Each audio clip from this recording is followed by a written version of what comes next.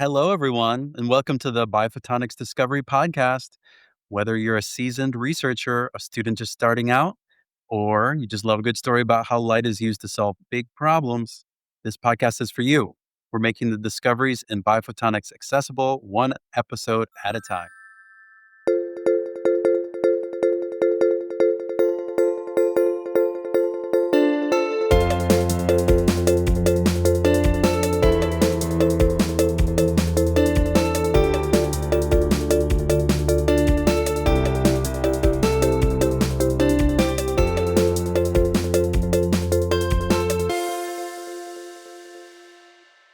A new light on dialysis, predicting adverse events through optical tissue monitoring by Sushu and colleagues.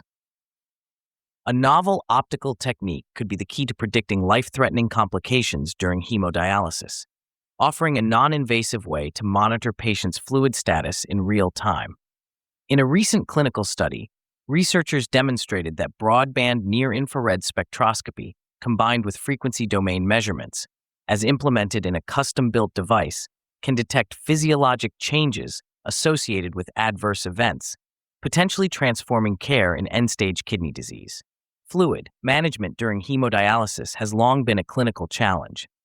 Too little fluid removed, and patients may suffer from hypertension and cardiovascular risk.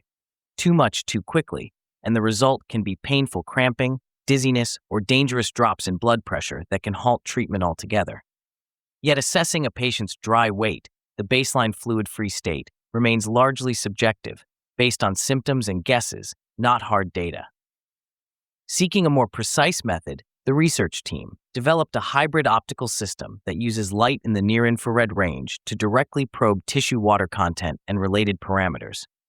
This system, called FDBB-NRS, integrates frequency domain laser diodes and broadband continuous wave lamp source, enabling it to simultaneously measure absorption and scattering properties of tissue across a wide spectrum. In a pilot study of 27 patients undergoing inpatient hemodialysis, the system collected minute-by-minute data of muscle tissue in the calf.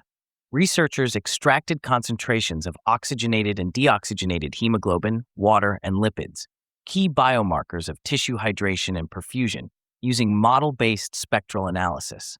The standout finding was that changes in the tissue-water ratio, a measure of water relative to total water and lipids, differed significantly between patients who suffered adverse events and those who did not. Patients who tolerated dialysis well showed a decline in tissue-water ratio during treatment, indicating effective removal of both vascular and interstitial fluid. In contrast, those who experienced symptoms like low blood pressure or muscle cramps showed stable or even increased ratios, suggesting impaired fluid redistribution.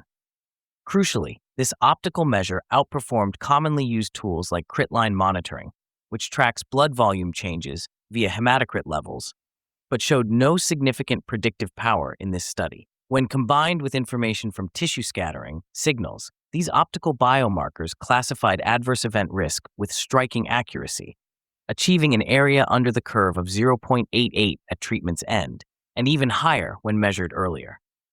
This approach offers a real-time, non-invasive window into tissue interstitial volume dynamics that traditional methods just can't capture, says senior author Darren Roblier. It has the potential to flag warning signs before symptoms appear. While this study focused on hemodialysis, the implications extend toward broader fluid management in heart failure, critical care, and sports medicine. With further validation in larger cohorts, FDB-NRS could redefine how clinicians monitor hydration, not just by looking at the blood, but by seeing into the tissues themselves.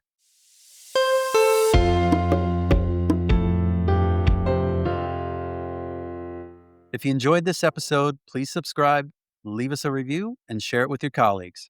Your support helps us shine a light on the latest in biophotonics research. Stay curious, and we'll see you next time.